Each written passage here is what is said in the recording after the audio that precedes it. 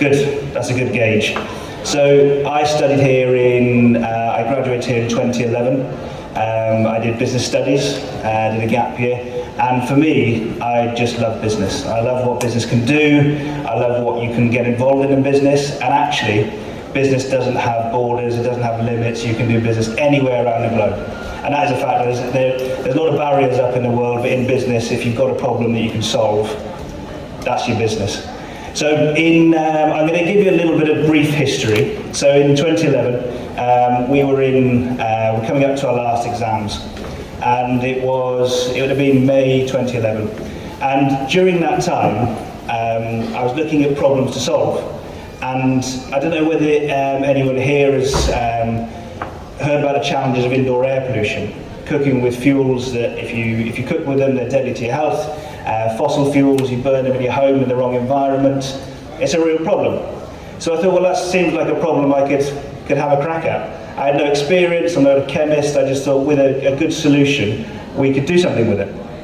So, zero money, zero kind of plan at a time, but a problem to solve. And during that time, some friends of mine decided they would come work with me. We camped out at Collegiate Campus in the library. We used all of the resources that this university had. I wanted everything that was free. Mintel, all of the resources. I built a whole business plan. I had a finance plan, so I was going to do 15 million in year 2. And I thought, this is it, we're going for it. So May 20th, it was my marketing exam, went home, started the business, and I thought, right, we are going. I've got an idea, I've got a plan that's all mapped out on the blank walls in my student halls, and I thought, right, we're going. And the one thing I completely forgot about was I needed some money. And the ideas are brilliant, and you go, yeah, that's a great idea, I think I'm going to solve the world's problems with this one idea. But I'd not really realised how much money I needed. So I took this plan, I convinced my friends that this is a good thing to do, and it was an ethanol gel fuel with a stove. So I had this plan, I was going to get to 15 million in year 2, and I went to the bank, went to NatWest, I said, excuse me, Mr. Banker, I need your money to help me get to where I need to. And they weirdly said, here's £25,000 overdraft. And I thought, whoa, £25,000, what do I do with this now? And they said, well, just go and you need to go and get some orders. So by the second month of starting this business, I don't know if any of you know of a company called Go Outdoors. So it started in Sheffield. And at the top of my business plan was a guy's name called John Graham. And this business plan, I'll share it with anyone who wants to see it, but it was actually not a bad business plan. And I'd used all the resources in the university to try and make it the best I could. But at the top of this was Go Outdoors, John Graham. And as part of being at this university, I was invited to an event whereby someone, much like me now speaking, was there, and it was John.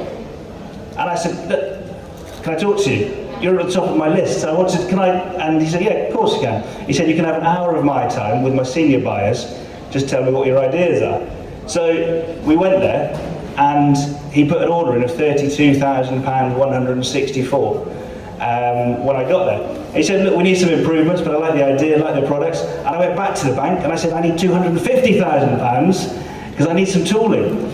And so what we did was, with the plan, the idea, and the belief that we could actually do something, we started a factory in Sheffield within 2 months of leaving university, and we brought in 10,000 litres of ethanol, which is highly dangerous. 3 of us at 23 years old, none of us with a chemistry degree, probably highly illegal. I'm not recommending that, I'm just saying that's how we did it at the time as we look back on things. And we got out of the traps, and all because we thought we had this idea, it's a complete blank sheet of paper, but we had the belief we could do it. We were solving a real problem. The real problem for us at the time was, whilst there was the global challenge, is you've got to start somewhere. And in festivals, especially in the UK, things like gas or charcoal, anything like that is banned. So you had to have a nice, clean, burning solution. So it did solve a problem. So we got out of the traps. The year after, we built all the tooling, and it came to kind of giving the orders. And I don't know if anyone knows what tooling looks like for equipment. If you do, please let me know. because I didn't know what it looked like. And I'd given an order of £45,000 to get all of this tooling done, borrowed £250,000 from the bank to get all of it done. And the chap phones me and he says, sorry, your tooling's not done. And this thing we were making stoves for clean burning, right? And we needed to stamp this metal out. We needed this tool. And I said, well, where is it? I said, well, you haven't started it. I said, well, how long does it take? He said, 22 weeks. I'm like, the order's got to be on the shelf in 8 weeks. How do we get around this? Thus, a problem presents itself. So, as everyone's sitting in a room today, as you're doing startups or thinking about any business, the entrepreneurial mind thinks about the problem, just goes after it, tries to solve it. It doesn't matter, just that you go and find what the solution could be. And you don't stop until you found it, or you move on very quickly and say that you failed and just, that's fine, we didn't do well there. But I thought, well, actually, we're in a city here of steel. They can't be the only people that make tooling in this area. And we went around the houses, we went to Derby, we went up to Ellen, we went to Huddersfield, everywhere to try and get this bit of tooling done. And it turns out there was a guy across the road that made knives and forks. And he'd had the job cancelled. So he made our tooling. We were washing pots and pans to make this tooling. We were doing plastics, silicones, metals. And we had 2 days to spare. We packed up all the order and it arrived on the shelf in September for that order that we'd had ordered through. So we achieved it. And it became kind of that building block for me as a foundation. And I'd urge any of you, if you're thinking about going into kind of startups or going into different parts of the world and creating something new, is you will come up against every challenge in the world. And it won't stop. And I'm still doing stuff, and I'll bring you up to date, but I'm doing a lot of stuff now that those challenges at the start, if I'd not had those, wouldn't have made me who I am today. I'm 36 now, grand age of 36, and I'm fortunate enough to have had those bits of failure. Now that business completely failed. It did. But I was 23, 24, 25. Did anyone get hurt by it? No. Did I learn a lot? Absolutely did. And from that bit of learning, that 2 years of extra learning and that kind of applied learning, if you like, and it's absolutely relevant to this university because it's all about applied learning. Go and do things and try it out. If it doesn't work, don't worry about it. That's it. So as time went on, we've done different ideas. I started a candle that goes into restaurants. There's 57,000 restaurants in the UK, all of which are using candles of some description. We did a vegetable oil candle, and we did that both in the UK, Europe, and globally. And we did a couple of other things, and I'll bring you right up to speed now because I now own a drinks business, an alcohol business, and we bought a rum company. And I'm going to bring you through the last couple of years because I know there's a lot of people here within finance and business. And I think it's really important, and Theo, when we had a chat, he asked me to talk about opportunities within Bain. And I thought, well, that's a real challenge for me, and to be honest, it is a challenge for me. But what I have learned is that business is not linear, and there's a lot of opportunity out there at the moment. And I mean that, I genuinely mean that. And I'm going to tell you for why I know that. So in 2019, my father was, I'll just say he was just a little bit miserable at the time. I said, Dad, I need to perk you up a little bit. So the business that he had was a drinks business. I've been very fortunate to kind of grow up around business and learn from that as well, and actually be given the space to fail.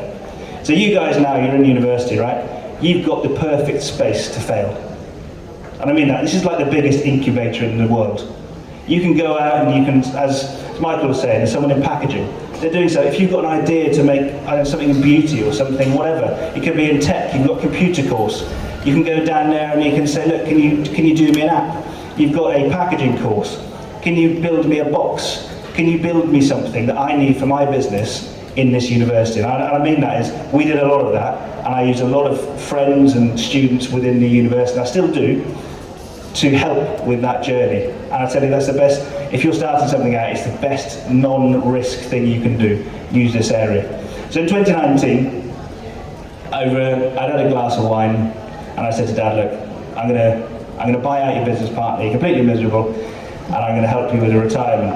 And the drinks business is a great, food and beverage businesses are really special because you can cross borders, you can go and get different cultures, you can get different flavours, you can do so much with just that one little thing. So we took the business from 500k, we took it to 2 million, then to 5 million in a 2-year period. And over that period of time, we did in 2019, we're still making failures along that way, by the way. And you don't think that along the way, you'll not make failures. Because if you set yourself up for doing that, forget it, because you're going to have a few of them. So 2019, we set up a premium, what's called on-trade business, so hospitality. So we've got the drinks business, we need, strategically, we need another business to go after hospitality, bars and restaurants with our drinks. 2019, set it up, started to go really fast. What happened in March of 2020? Anyone remember? It was a fairly big life event. Pandemic? COVID, there you go, yeah, COVID. Shut down all the bars and restaurants. And this business now does not work. It just stops. You can't, they've closed the door to this one business. And in response to that, we completely moved online. We became specialists on Amazon. We took a product from 0 to #1 on Amazon in the UK in that particular year. And because COVID was a real area of opportunity, it wasn't just, whilst there was some real challenge, there was a huge amount of opportunity. And I've never sold milk, never. But the core of my business is getting a drink from one spot, manufactured, putting it in a box, and put it into a retail shelf, whether that's Tesco, Sainsbury's, Morrison's, over in Australia, New Zealand. But the core of the business, you're putting something in a box and you're shifting it. And all the bits in between, logistics, finance, anything like that, is all very similar. So when you look at these businesses, they're all quite similar, so you can adapt quite quickly. And as entrepreneurs or startups or anything like that, you've got to be adaptable. So I get a call on the 18th of March saying, Lewis, do you still sell milk? And I'm scratching my head and I'm thinking there's a global pandemic coming and someone's asking me if I still sell milk. I've never sold milk. But as an entrepreneur, you never say no. You go, hold on a second, I'm just going to make a call. So I made a call to a friend that actually was selling milk to China, so going the other way. And this is the beauty of our world, right, is that you can go and find a product anywhere in the world and you can put it somewhere else in the world. That's it. There's nothing stopping us from doing it, you've just got to find a way to do it. So a friend of mine that I'd spoken about milk before, I said, are you still selling your containers of milk to China now the borders are closed? He said, no. I said, and presumably the cows have not stopped milking? And he said, no. I said, can I have your milk? He went, yes. He said, do what you want with it. I said, I've got no idea what to do with it. I said, cool, thank you very much. Right, back on the phone. 3 hours later, yes, we can do milk. How much do you need? 2.5 million litres of milk. I'm thinking, right, so our challenge now, we've got a challenge there. It's almost like a blank sheet of paper. We've got a drinks business, we've got all the accounts open for the routes to market, we've got a supply chain, we've got potential finance, which I'll tell you how we got there in a second, but you've got all the tools there to do it. And actually, when you're looking at any business you look at, if you think you've got a little bit of the tool there and this is what we need, there's a bit missing, you add it on as you go along. You have a bit of a plan, but be prepared to change it ever so slightly. So, yes, we've got the milk. We've got to pay the dairy up front, £250,000 a load. I think that's going to absolutely kill our cash flow, completely. So that's challenge number one. And the customer for us was Sainsbury's. So we ended up doing 1.27 million litres of milk in 12 weeks. It was £1 million worth of milk, and we'd never sold a drop in our lives. 63 trucks coming from Europe, all of which were temperature controlled, and during a global pandemic when logistics was a complete nightmare because everyone was scurrying around saying, where do we get this from, where do we get that from? So we secured 63 trucks to do this for us. And I said to the bank, I said, look, Sainsbury's are big. I said, they're really big, we need to look after them. I said, okay, we'll give you £1 million facility. Lovely. Well, £1 million facility. And they said, and then you can, and I gave them the plan, and the plan worked. So from a finance perspective, you guys are, on the finance side of things, you're already a little bit ahead of the game in terms of understanding that cash flow element. Cash is not king anymore, it's emperor. Cash is emperor, and keep that in your mind, because that's how we've slipped up in the past. But over that time, we'd gone from week 1, never sold a drop of milk, to week 12, selling 1.27 million litres of milk across the whole entire estate of Sainsbury's in a global pandemic. And that's purely from a thinking of saying, because we can. You think you can, you can.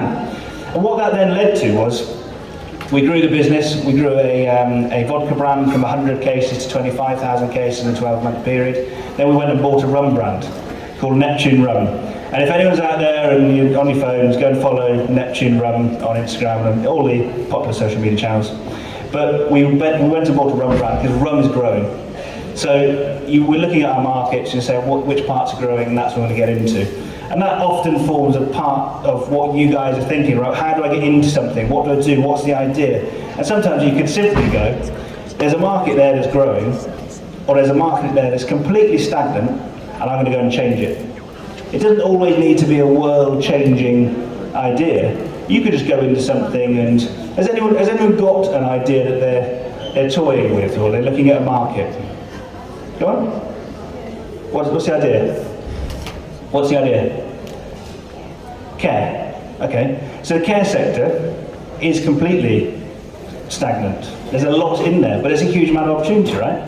And that's the key, is that going into those elements. So we're looking at the moment at, if you look at all of drinks, what's at the moment, what are the trends going on? People are drinking less, they're drinking more premium, they're drinking lower alcohol volumes, they're drinking different things like CBDs, or looking at mushrooms and different active ingredients. There's areas of it, so much like within care, there's areas of care that just have never been looked at, because people think, well, it just is as it is.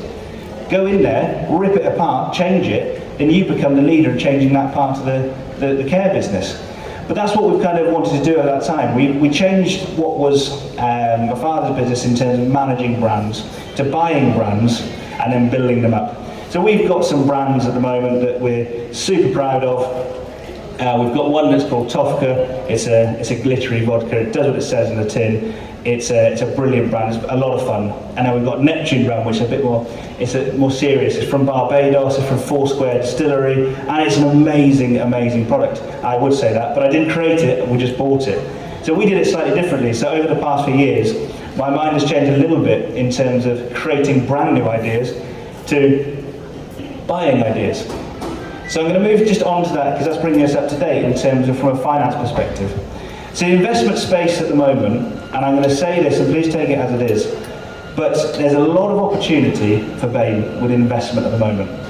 And I mean that in terms of, if you look at a company called Uncle Nearest, I don't know if anyone's heard of it, go and have a look at it, write it down, Uncle Nearest, and look at the lady who's running that. She has absolutely blown the market up within the beverage industry.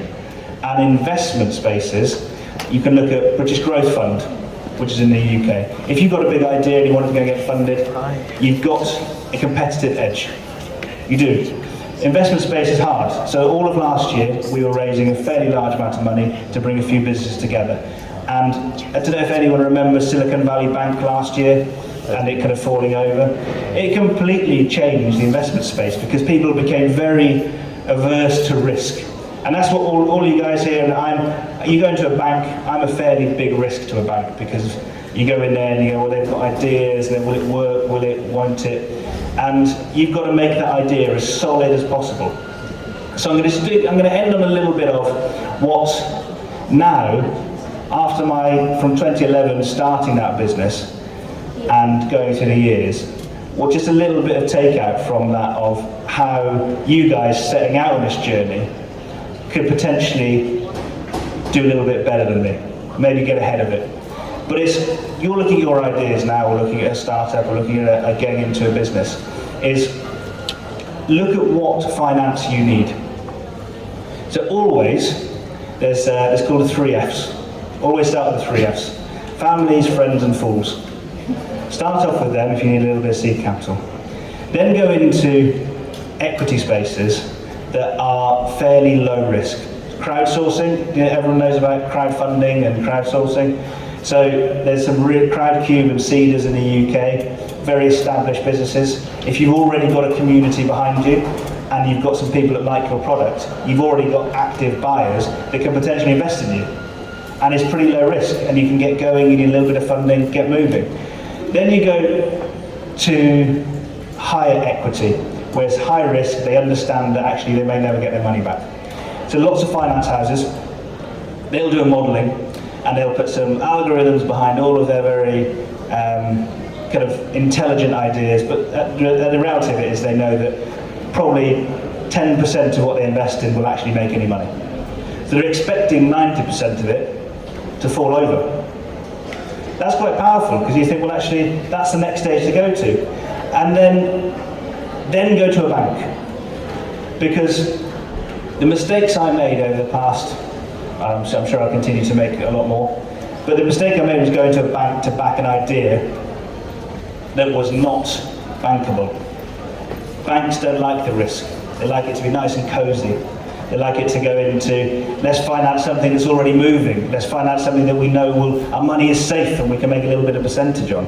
So think about that in your journey when you're planning that through, and talk to each other as well, because some of you will have been in investment side of things before or looked at it. But it is a really open space now, because diversity and inclusivity is so high on the agenda with investment firms at the moment. There is such an opportunity to take advantage of. As entrepreneurs, we find a competitive edge, we find something that we can create value from. That is a great thing to create value from and take advantage of. So as we're going through now, we've just, hopefully by the end, when I get out of here today, we'd have bought a gin company. And that has been financed purely from understanding their business, understanding all the bits of it, and then bolting it onto ours. So our strategy now is to get really good brands within our industry, roll them up, and accelerate very quickly over a 3-year period. We know our exit, so we know when we're getting out, so that our investors know when they're coming in, when they can get out. A completely open-ended exit is never that healthy. Have an idea of how you want to kind of grow the business and get out of it. When I did that piece of work when I came out in 2011, and we did the gel fuels and the liquid, we thought we were going to get to 15 million by year 2. It was like a hockey stick, and there was no way we were getting there at that point, because we couldn't actually fund it. That was it. We were expecting it. We got all our numbers wrong. We got the rate of sale in the outdoor stores wrong. Everything. So when you're building a business, just look at every plan. Can we get there? Create a realistic plan and go after it. And go after it with everything you've got. Absolutely everything you've got. And the reason I'm lucky enough to stand here today, on the advisory board at the business school, is because, and I will continue to do so, is that my journey was helped by a lot of mentors, coaches, talking to people that have made those mistakes to understand, right, how do I get to next stage.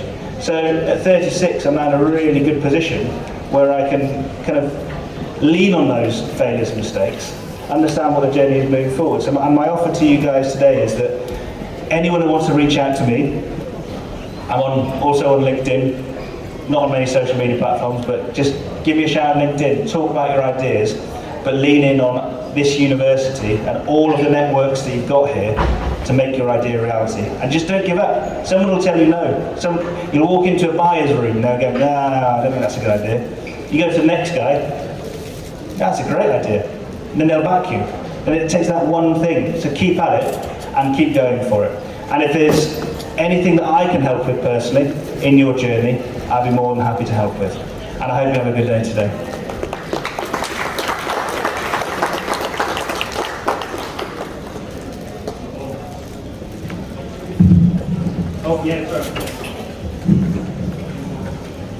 So thank you ever so much for Louis for your excellent sharing of your experience. Fascinating. I'm sure audience will have a lot of questions to ask.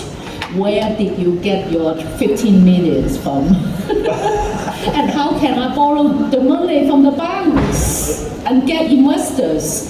So now we are proceeding on to the next part of our event, which is the panel discussion. So I would like to invite a few other guests to come on stage to answer any questions that you may have. Simon, Wendy, Derek, please come on stage.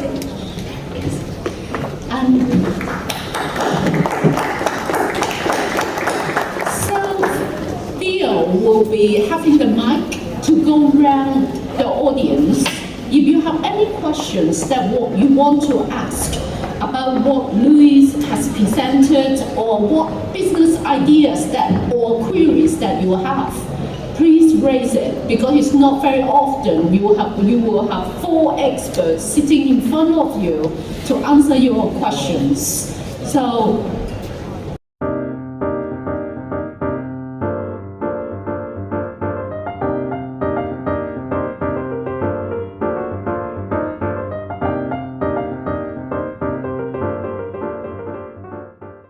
I hand it over to you. Any questions? Put your hands up. Okay, who wants to start first? Hi, good morning everyone. My name is Drew and I'm a KTP associate at the Sheffield Business School. So I have a question. Thank you, Louis, for your presentation. It was very insightful. So my question is with respect to a business idea I had while doing my master's, not here, in Africa. And so I had this idea with my classmates. We developed an idea for a solar-powered refrigerator and water filtration gadget for African communities. But along the line, all of us graduated. We were 5 in the team, and 4 of us moved to different European countries. So now the problem is we get somebody, you know, because for most people that we talk to for funding, they needed a prototype. They needed something to show that what we actually wrote on paper can work. You know, so the biggest challenge we've had is actually getting to do this prototype. You know, we've had, we imported silica gel from Germany, we did all that, but the people we actually gave that were not forthcoming with the prototype because most of us were not around. So, how do we manage that, and how do we get this prototype and also successfully get funding for this idea? Thank you. So you've got to do proof of concept to get the money across the line, right? Yes. So, and what have you explored already in terms of getting that prototype done? Well, we've reached out to some labs, science innovation labs in Africa there, and unfortunately they don't have the tools or the scientific tools to be able to do this prototype for us. So I would say that even out of this university actually is, try and get the university to do it. There's plenty of professors kicking around there. They can guide you in the right way and talk to the university about how do I get a prototype done, and then lean in on that. So there's a couple of businesses that have come out of this university, renewal blocks that do batteries for mobile batteries, which are all around kind of mobile spending as well. But there's lots of energy-based businesses that have come out of this actual university. Go and lean in on them. We did a prototype out of the university of our stoves, and it was all CAD drawn and everything like that. There's also funding to get your prototype done. So forgive me, there'll be people that probably, the innovation funds, UK Innovation, all of those have got funds available for you to do a prototype and proof of concept project, and you can get them fairly quickly as well. Okay, thank you very much. Okay, next question.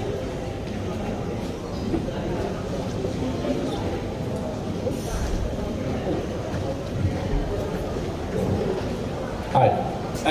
I'll just before the next question, I'll just do a brief introduction of our other speakers. Of course, we have heard from Louis, thank you very much.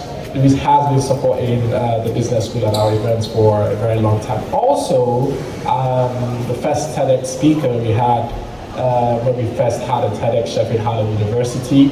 Right next to him we have Mr. Derrick, who's also an alumnus of Sheffield Harlem University. Runs probably one of the biggest Airbnb property companies in Sheffield, in South Yorkshire, I would say, with several properties in their portfolio. We have Simone here as well, who is a group director and a business leadership professional. I will provide us with some great insights.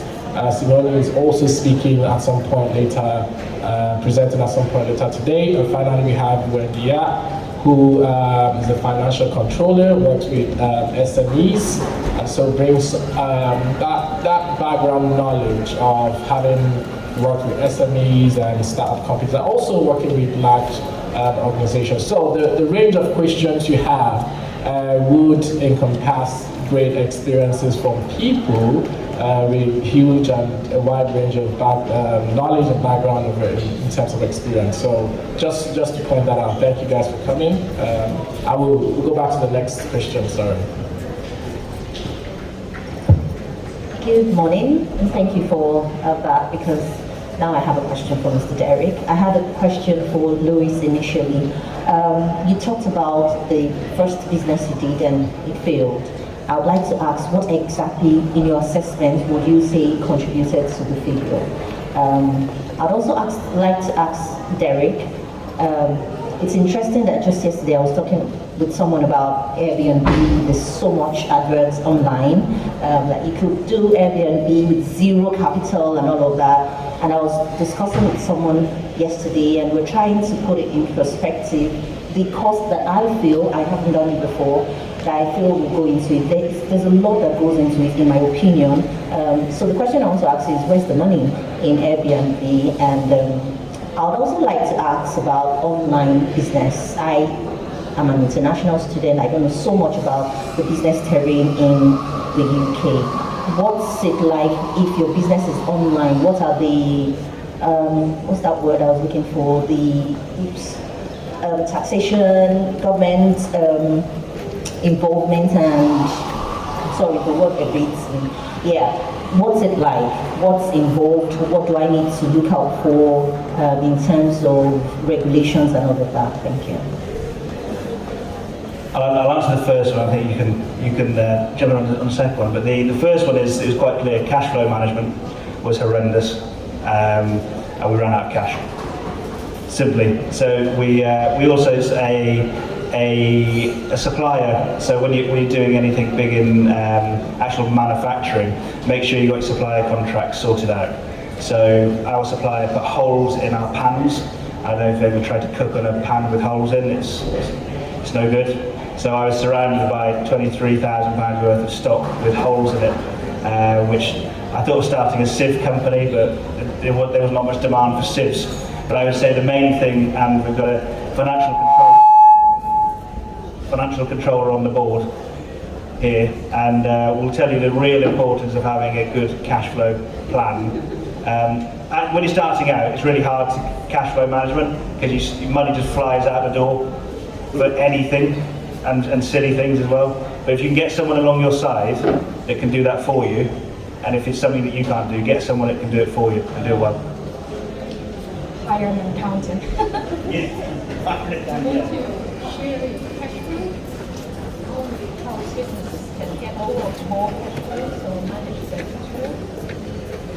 So obviously cash is king and cash is emperor, isn't it, when it comes to managing a business.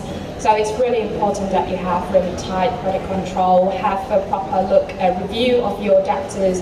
And some businesses, they try to do it monthly, but I would say like maybe do it on a weekly basis, review your customers, what are their aging looking like, who are your top customers, who are the bad customers. How are you going to manage that? So have a proper policy in terms of how when you're going to send out statements and when you're going to what are the various different procedures that you're going to do in terms of trying to get them funds. And also it's really important when it comes to normal reporting is also having a good understanding of your customers' businesses. How are they doing? How their industry is working? Because sometimes your businesses also depend on how well they are doing as a business. So it's really important to understand if they are growing, if they are actually experiencing any difficulties. So it's really good to have that kind of industry knowledge at the same time. So it's not just having a knowledge about your own business, your own industry, but also having a wide range of exposure across. Thank you. That's a very good point that she's mentioned. But just to get your question right, are you talking about where to get the money to start property business, or if there is profit in property business? If there is profit. if there's no profit, I wouldn't be in the business. So there is profit, but I think over the years of doing it and growing a big portfolio, one thing that has stood out is, like Louis has said, when you are into it, you begin to find gaps. And you might see that maybe you don't want all your money or guests or clients to come from Airbnb. And there's some other direct contractors, companies, maybe care providers that need me, or international. So you begin to narrow down and see where best you can survive from, because you can't always do what everybody is doing because the competition is so much. Many people, everybody's going into the business, everybody's there. So when you go in, you might find out that word of mouth, speaking to my friends, and they might bring people to me, or the council, or the contractors, or even the universities can work with you as well. So there is, but you have to hone in well on it and find where I can drive market and guests. Any other questions? Sorry. Mine is not a question, actually, just an addendum to what I already said to the first question earlier. I recommend that the person should consider doing your research on the competitors. You cannot be business, there is no business you can have that you can have a competitor doing that same business. So research your competitors right, then aside your competitors, know how your competitors have gone about the business, do thorough research on them, that's number one. Then you can also volunteer to do something in return for the volunteers, for the competitors. Maybe look for the person, like the head or someone working in the business. Chat with the person, the internet is there, go on LinkedIn, net with the person, give something in return for what you're looking for. So I think that should be helpful. Next question. Hi everyone, I have a question, sort of a general question, more to the speakers and to the lecturers. As an international student, how do you register your business? Because I have a business I'm actually working on, still working on the prototype, but I'm still thinking of, due to my visa limitation, I'm still a student, so how do someone register a business in the UK?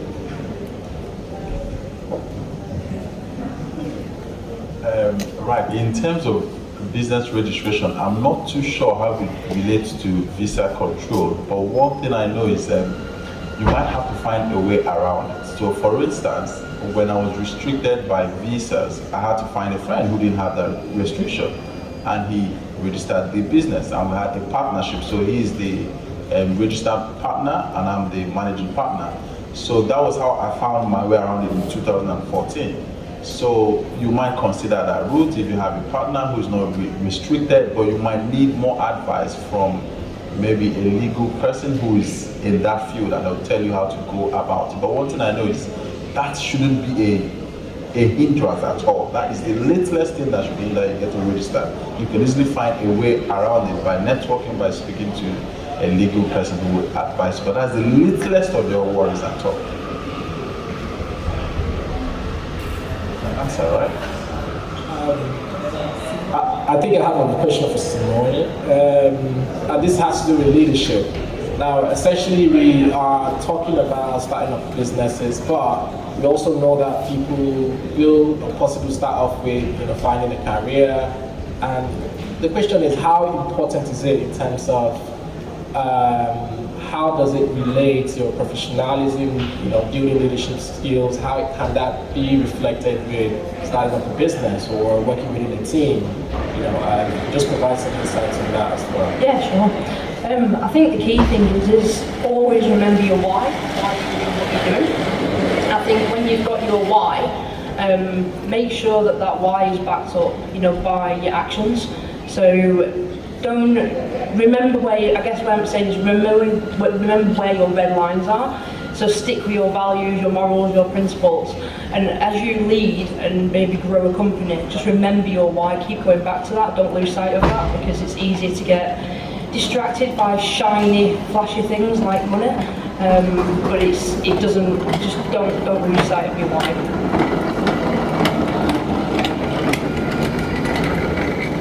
Thank you very much. We have another question.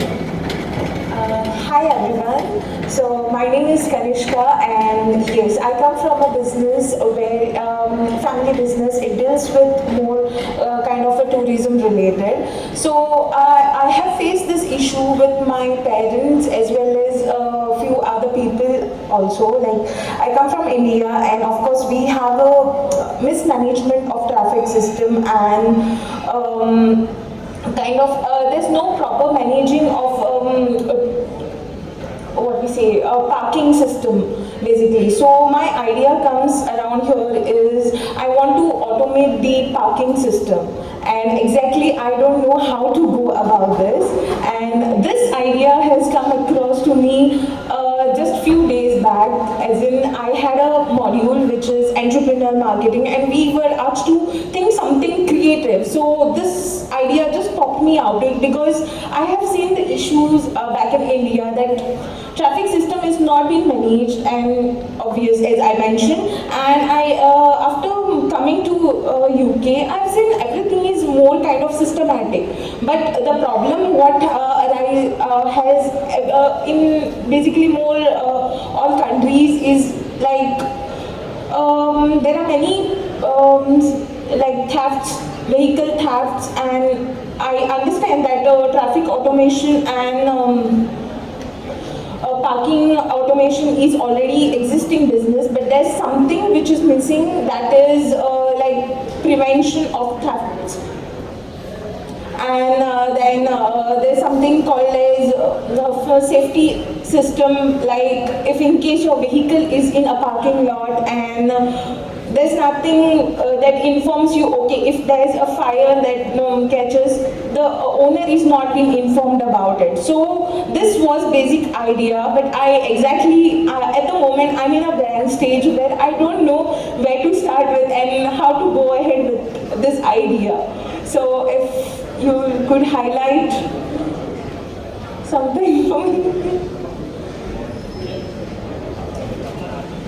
So it sounds like you've got a couple of ideas there, because they're two different things. I would say focus in on one of them and go for it. So in India, what is you've got to figure out what the reason is they haven't got one now, because as you say, in the UK or America anywhere, there's lots of parking systems, Park and Go or all of the Just Park. There's about 15 in Sheffield alone, I think.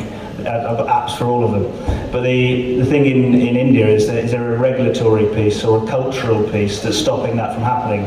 As in, is there a culture of dump the car, leave it, we don't care, and there's no enforcement there, which is a different issue to what you're talking about. So lean into what the actual issue is, and then if there is a gap, then go into it. So if it's a regulatory thing that you think, actually, well, I can't change the whole culture of India over the next 2 years, which I think would be a tough ask. But I would understand what that is, and then pick those two ideas you've got there and go after one, understand which one does what first, and then go into it a bit harder. Your question is very, very interesting. I think today a lot of us need to take home with is the ideas that our guests have, because what happened in the UK may not have happened in your country. Therefore, a lot of business ideas can be transferred over to your home city or country. So a lot of opportunities there. And also the guests talk about a lot of business ideas here.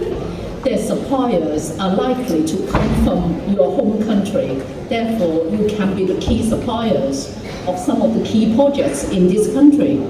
So very interesting ideas. So any other questions? Good afternoon, everyone. The second person that asked the question talked about the online business and the international effects, maybe laws and taxations that take effect when international students go into online business. I don't think you guys have answered that yet.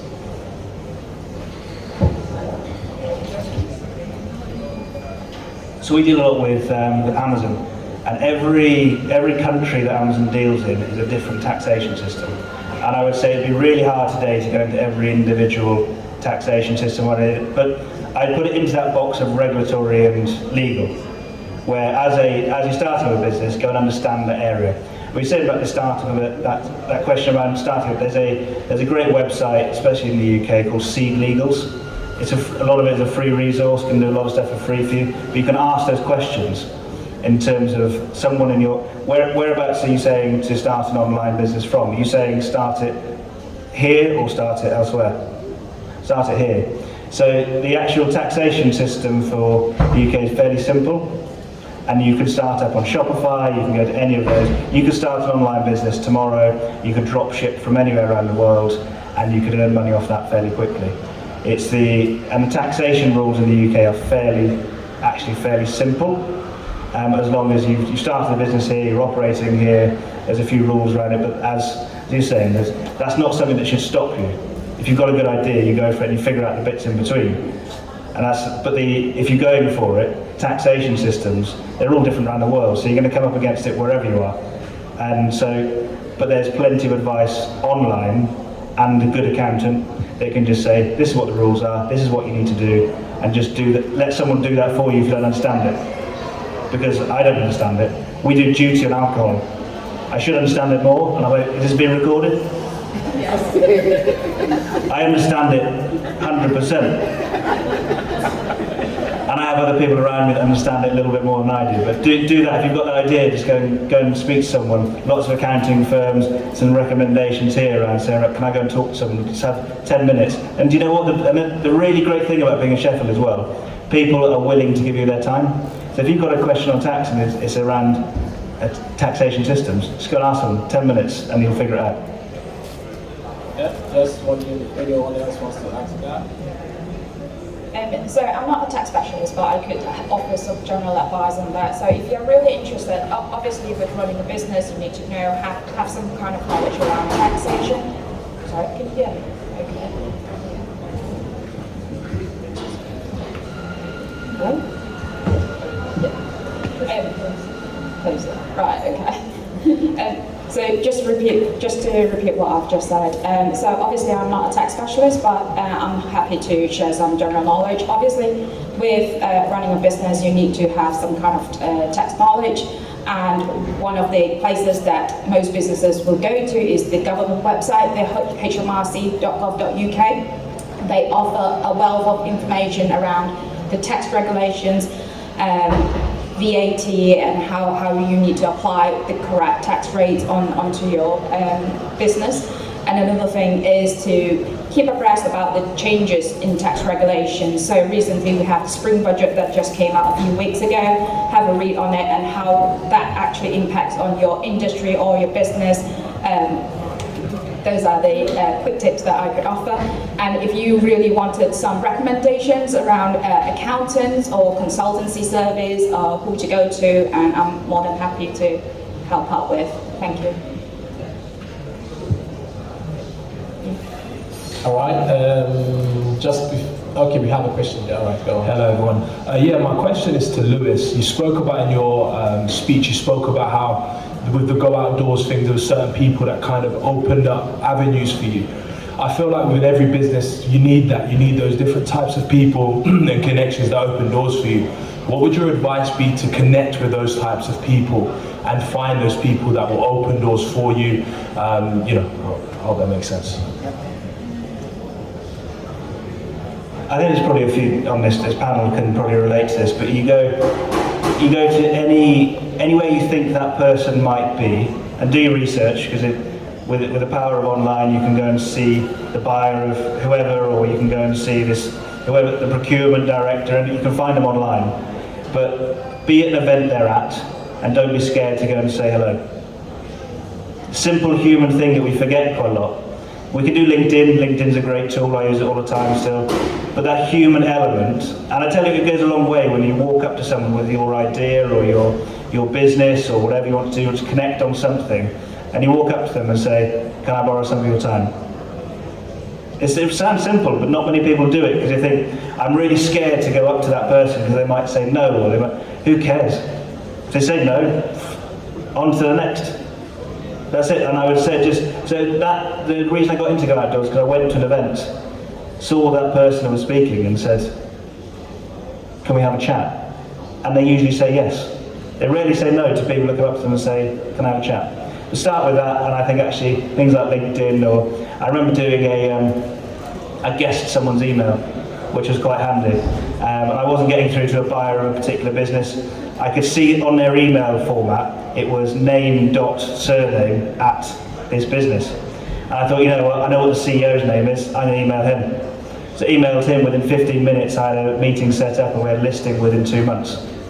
So don't be scared to try things differently. We're in a world of digital where we can just go and people are everywhere. They don't know where they are actually, and not like in a stalkerish kind of way, don't do that. But I'm saying you can find a lot of information about people, but just go and say hello. Yeah, just to add to that, I think that's a strategy that has worked for me, and I think it applies to every sector. If you're in the care sector, you want to meet people there, go online and look for if there is a monthly meeting that people in care, because in property there are, in Sheffield I think there are like 3 or 4, and I wanted to network more, and I searched online and I saw the property investors network meeting, and I paid and I went, and you meet people that have the same passion and drive as what you're doing. If you're in the pet industry, finance, there's always somebody's organizing something just to bring people there, and you can network there. And I think that's the best place to meet to get finance, is the best place to also get people that can back your idea or partner with you as well. It works well. I guess something just to add as well there is, you know, the power of LinkedIn and building your network. But then when you've built that network, as Lewis said, get together face to face, speak online, you know, video call. Don't just translate like a few messages and then just go, oh, that's it, I've spoken to that person. Actually make an effort to connect with them. And networking events, like I aim to do 2 a month. That's my I'm an introvert, so that's like my limit. I know people that can do 5 a week, and I'm like, no chance. But when you go to their networking events, really push outside of your comfort zone. It's easy to talk to people that you know. It's easy to stand in a room with a coffee and catch up with people you already know. So really push yourself to go and talk to someone you've never met before, you've never spoken to before. I've actually got involved now in a structured networking event where I'm like a brand ambassador, and that is to do networking in a different way rather than just sticking people in a room and hoping that people talk to each other. So there are sessions and networks out there that are trying to do things differently. So yeah, definitely, and just build your tribe and know that, you know, there's a group of people around you that you can say whatever you need to ask and say, but they're always going to think that it's coming from a positive intent because they know you and they know what you're about. So just get that trusted group of people around you. Can I ask a question on behalf of many of us? In any event, you must have experience. Hundreds of people want to speak to you because they've got business ideas, and you can't be able to deal with hundreds of people's ideas. So how would you choose to speak to someone, like in a crowd, everyone to say, this is my business card, can I have a meeting with you? So how do you choose, and how can we make us standing out to you so that you can spare your valuable time? My thing, and you'll hear about it later, is all about being human. So if I meet somebody at an event, I don't start with what's your name, where do you work, what's your job title, what can I get from you. Actually try to get to know them as a person. I always kind of go, the animals, just start with something really random. If they've spoken about something, just connect on a different level, because it's too easy to go, what's your job title, what can I get from you, and actually, you're that, I don't care, I don't want to talk to you anymore. So actually, and that goes both ways, for the person that is looking to invest and the person looking for money as well. Just connect as human beings, because otherwise you can get everything else on LinkedIn, like you just talk to somebody.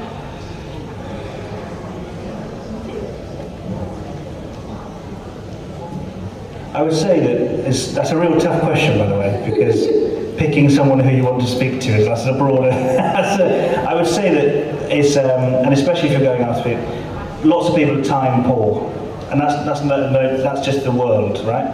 So when you're wanting to reach out to someone, if you are actually wanting to seek something, be quite clear about actually when you're talking to people that are a little bit time poor.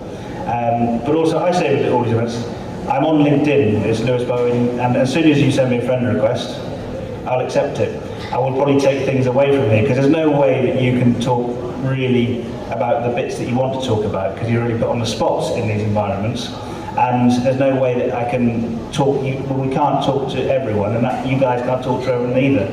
But it's just reach out after the event, and if there's any questions, just fire them over, and then at least we can help with the journey afterwards. Because there might be things you'll go away and debrief after this event and go, I just thought of that, and I just thought of that. So reach out on these platforms that we can do, and I absolutely agree with it being human bit, but you can have that conversation afterwards, or meet up for a coffee.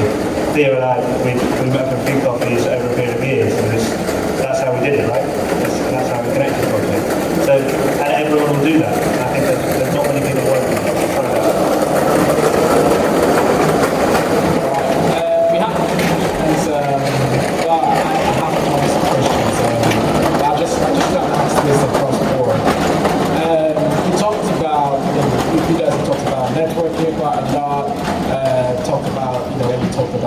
Your presentation talked about scaling up a business, your dad's business. Now, my question is around the secret of scaling. But first, thinking about the power of small ideas, sometimes we think that to start up a business, we need that game-changing idea, that metaverse kind of idea. But it could just be that small idea. And in your case, taking it over, your first business will be seen as trying to take on the world, so to say. But with the wrong business, driven business, is basically reinventing the wheel, so to say, and scaling up an idea that already exists. But what's the power and the secret of having to scale up businesses? And I think that's my question. For myself, I think the power which I learned the other way around by failing was having a good team. You need to get on board people that will give some skills that maybe you don't have. You might need an accountant, you might need managers, and those people can bring the force that can allow you to scale. A lot of entrepreneurs, we get trapped where we want to be the jack of all. We are literally doing everything from account. But it's good to always start like that, I believe. But when you hold on to it, which I still sometimes do, when you hold on to other people's skills, you can't grow. So you now have to let go of those things that you feel that you can do it best and get the right person, It might be for a cost, it might be for some partnership, but I think getting the right team is able to help you grow. That's one of them. I think the other part is don't build a business to scale into. So we fell foul of that when we were doing the first business, so we built everything around it to do millions and millions of units, and it cost us a fortune to keep that there. So what you will do is you will grow, and there will be someone that will go with you for a certain part of the stage and get a good team, and then the business might outgrow that person or that business. So if you're doing a bookkeeping business, you've outsourced it, and actually that bookkeeping business can't take you to that growth stage. Then you find another one, and you find another, so you'll keep adding to the business as it grows up. Have in your mind where you want to get to and where those steps are, but don't build a massive house and then have one person living in it. Try and build it as you go along, especially when you're starting out. Bootstrap as much as you can, get those favours, get it free, and then as you scale up, if you've proven the idea, that proof of concept piece, if you've got someone buying it, you can then go after that finance to say, I want to build it. If you don't have to get the finance, by the way, don't get it. If you can own 100% of your business as a big business, do that. If you can get there. But I'd say from a scaling point of view, we've fallen over scaling. Scaling too fast is just as hard as not scaling at all. They're both the same problem, because it then goes down to the cash flow, is how do you get that bit through? And if you don't get investment through it in time to scale, the business will fall over anyway. Andy, do you want to? I'd add one small thing of, when you are setting up a business, you almost put this pressure on yourself, I guess, to know everything. Don't focus on you knowing everything. Focus on asking the right questions and get that group of people around you. And that first hire that you make is going to be the crucial one, because that person should add to your skill set. Don't hire someone that's like you and thinks like you. Hire someone that is going to challenge you, and that goes constantly. Hire someone that's going to challenge you, bring a different skill set, and focus on a culture add, not a culture match. So who can add, what can they add to your business, not just match it.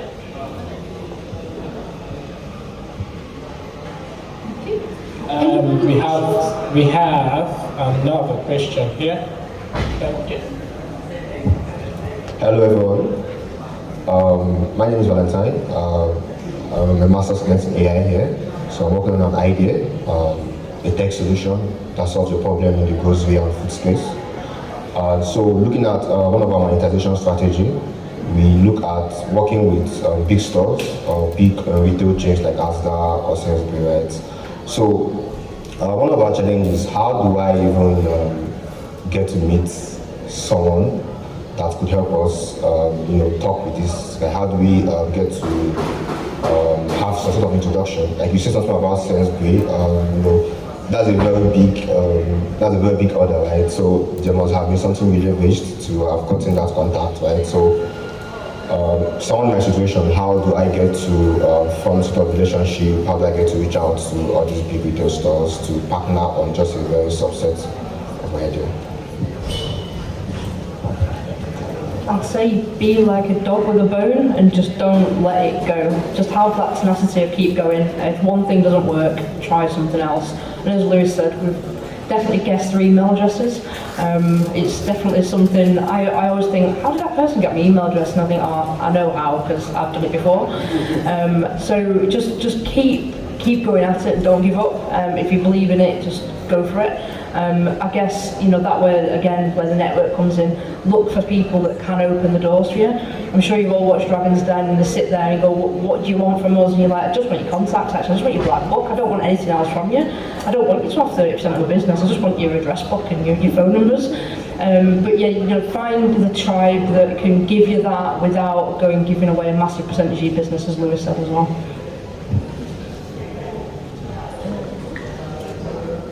Can you tell me what your business, have you got a mic there? What exactly was it? I didn't hear what the business does. Okay, so it's basically a solution that helps reduce food wastage. Yeah, so basically food wastage and also help with grocery shopping and budget planning around groceries. So we are also looking at some points where we have to key into the loyalty programs from some of these big retail stores. So yeah. Okay. So what I would do as an exercise, and you can do this straight away because it's all out there, is understand which part of your offering. So there's two parts there. One's a marketing element, one's a logistics supply chain element. So you need to map out in these businesses, in the organisational chart, which bit you want to go after. So is it the procurement director or is it the sustainability director? Then go and find those names for each of those businesses. And have you done it at all with anyone else yet? Have you put it in any supermarket? No, not yet. Okay. So there's lots of regional supermarkets that are easier to get to. Go and talk to one of them. There's a business in the Sheffield actually called Approved Foods. There's oh crikey, it's chap Paul. He came from Hallam, and the business name will come to me. But there's two businesses that look after food waste and selling it back into the system.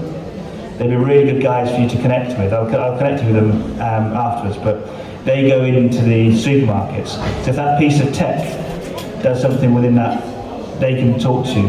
The loyalty program is on marketing. So that's all of these things. These Tesco's is dunnhumby. So Tesco Club Card is a company called dunnhumby. Sainsbury's is Nectar. They all have their own. That's a different thing. So just to find which element of your business you want to go after first to prove it. Find someone regional that you can have a test with, because they'll help with it. They might even be good investors. So, but go and find the names first, because you didn't know the names first. Go and find them, and then as soon as you mention a name, most of the time someone will go, oh, I know them, or potentially know them. And I'm pretty sure, correct me if I'm wrong, but there's Asda and Morrison's have courses here, and M&S. there is a course for those supermarkets, and they link together. So ask your lecturers or anything like that, can I get a link? I think there's a few people here that could probably link up as well. Come to talk to us after this event, because we got managers from those organizations attending our training sessions. Therefore, we may be able to put you in touch with them. Okay? All right, we have one last question, and I'll start from, this is the same question for everyone. What's the one secret or one lesson you've learned over the years, which we don't teach in the business school? Yes, we teach a lot, but obviously with your experience, there are certain things you would see or you would assume, this is not what you teach in school. So is that one lesson you've learned over the years in your career that you think you want to share? Thank you. Let's start with you. Any of you? So I'll start first. I think not afraid to fail. Okay, it's okay to make mistakes, but the most important lesson is being able to reflect on it and work better on the next time.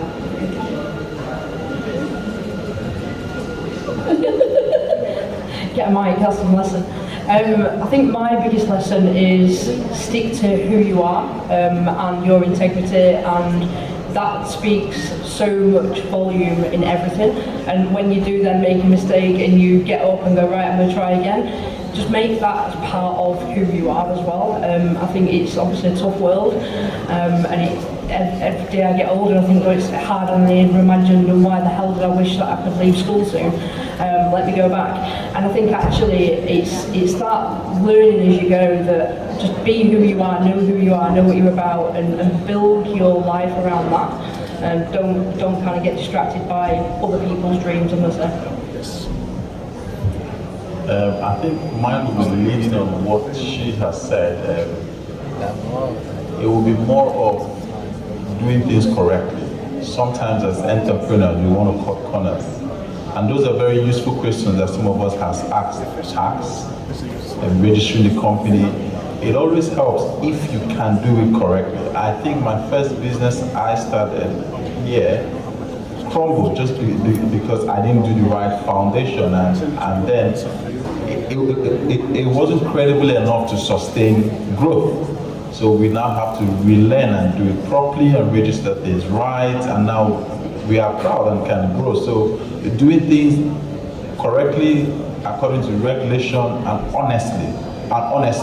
Like Sheena said, have your morals. So I'm a very moral conscious person. I like to do things honestly, and that has never left. And therefore, people associate with you. People want to work with you because you have those virtues that they reckon with. So now I'm in property, and I can go as far as leasing big properties without an ID, and nobody even asks what's my last name to even verify. Just because you have built a track record of being honest and credible, and people are happy to work with you, and that helps your business grow. So, like she has said, stick to those inner morals of yourself. They will pay later along the line. To build on these three, but take the first step. You've got to get going. Just take it. Just have a crack at it. Hold on to good people and hold on to the cash as much as you can. Excellent.